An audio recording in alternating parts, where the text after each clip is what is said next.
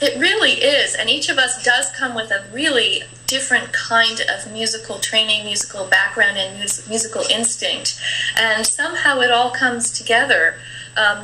When you hear us in July, you'll also hear that our voices sound quite different to one another. There are vocal ensembles where the individual voices sound much more similar to one another than do ours, but ours really do not. But it really doesn't make a difference as long as when you're in a vocal ensemble, you place listening above and beyond singing. Right. And focus that way, whatever your sound is, it will start to come together with the sounds of the others. Right. It really just produces a richness, I imagine, to the overtones that we're hearing and all of that, if you have that kind of variety of sound. So it's just really exciting to hear that kind of music making at that level. Thank you very much. Yeah. And you've been to Austin, I think, a few times. Yes. Now. And I was wondering if you can just tell our audiences a little bit about coming to different towns, how you like to get to know them a little bit, or how you kind of feel out audiences when you're in a new town and what that feels like on the road and touring and that sort of thing. Well, it's very interesting that you would mention that. Sometimes we don't get a feel at all of a town because we come in and we have to stay at the airport hotel because we have such an early flight the next day, and we don't even know where Main Street is, if there is a Main Street. But other times, like when we've come to Austin, we've really come to enjoy the place. I think our experience at Whole Foods in Austin was a pretty good one. Right, no kidding.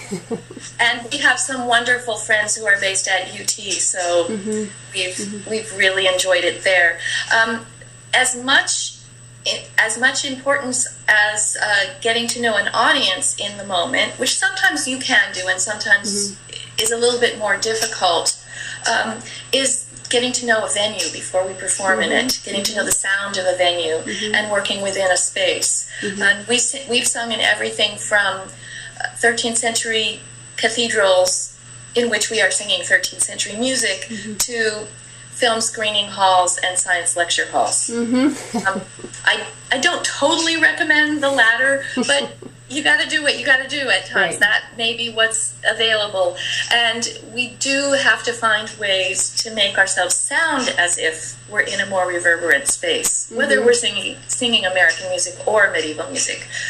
A science lecture hall is probably not the ideal space, but you can find ways to make it work. You can actually create a false reverb by lengthening cadences and doing other little tricks. Even the way we position ourselves upon the stage or the performing space can impact how the sound goes out into the audience space. Well, and so that's really important. Yeah, and I believe that you've sung in the venue that you're going to be singing at this summer in Bates Recital Hall on the UT campus. And the great thing about that space is that it has adjustable acoustics. It has louvers on either side of the room that you can move to kind of change the acoustic. And also the ceiling is adjustable, goes up and down. So we can produce the perfect acoustic for you guys that you want to work in, which is a lot of fun to be able to do.